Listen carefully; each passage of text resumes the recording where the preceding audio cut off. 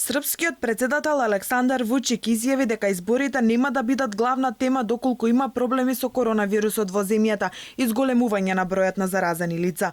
Нема да има одложување на изборите ако ги контролираме работите, но ако има проблеми со растот на бројот на заразени лица, што не можеме да ги контролираме, здравјето е на прво место за нас. Државата ќе реагира доброволно и одговорно со цел да го заштити животот на луѓето.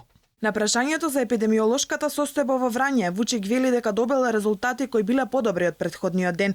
Тој посочи дека се проверуваат сите контакти со заразените за да може да се делува веднаш. Според него, банално е да се слушаат барањата за одложување на изборите заради опасност од инфекција од истите луѓе кои организирале протести за време на пандемијата и полицискиот час. Иако според Вучик изборите доцна 2 до 3 месеци и сите дозволени рокови се надминати, засега тој е убеден дека не постојат пречки за истите да се одржат. Според него, уставот и законите се јасни и тие утврдуваат кога ќе се одржат изборите.